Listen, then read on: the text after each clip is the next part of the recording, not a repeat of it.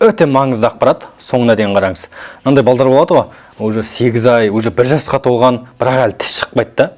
Әрине кальций жетіспегеннен болады, бірақ үй жағдайында массажбен де көмектесуге болады тістің шығуына. Және де андай балдар болады, аузынан су ағып, сілекей аға беретін балдар болады ғой. Соған қалай көмектесуге болады үй жағдайында массаж арқылы. Қараңыз. Баланы жатқызып аламыз. Қолға май жағып аламыз. Бисмиллахиррахманиррахим. Міне, осылай беттің айналасына, тамақ астына, иектің айналасына массаж жасаймыз. Бірінші тактика. Міне. Қыздырып аламыз бетті. Бетті қыздырып аламыз.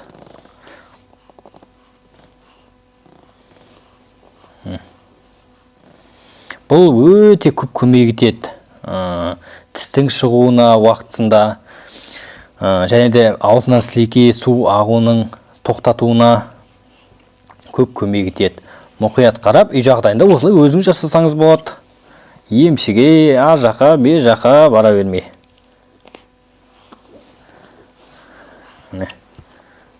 Осылай ешқандай қиындығы жоқ. Көрініп отыр ғой да? Сосын осылай ұстап алыңыз, егер бала жыбырлап жатпай жатса, кішкене жақпайды да, енді мойнын ұстасаң, бетін ұстасаң, бала жақпайды. Өйткені нерв көп болады ғой бетте, ауыздың айналасында. Міне. Мынау иектің астында. Қараңыз. Көрдіңіз ғой?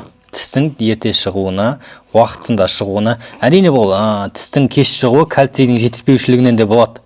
Кальцийдің жетіспеушілігінен де. Плюс осылай кальций бересіз, плюс осындай массаж жасасаңыз, тісі уақытысында шығады. Міне. Көрініп отырмын өзі. Тыпыршылап жатпай жатыр. Осылай ұстап алыңыз, міне. Міне. Мұрт шығатын жерге. Көрініп отырмын өзі, асыл. Сосын міне, бұлай. Легкий. Бұл әдіс баланың аузынан сілекей су аққан кезде соны тоқтататын әдіс. Үй жағдайында қолданып көріңіз, көмегі тиеді міндетті түрде.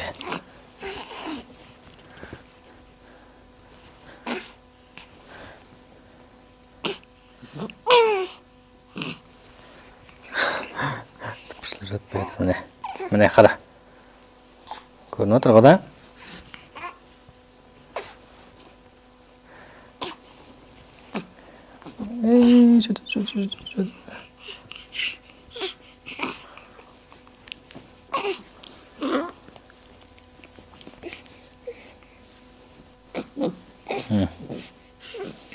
Сосын мына бетін міндетті түрде маймен. Май жаққанда қызыл маймен не алсаңыз болады. Аллергия бермейтін май керек қой, аллергия бермейтін май болсын. Джонсон Беби дегенді қолданбаңыз.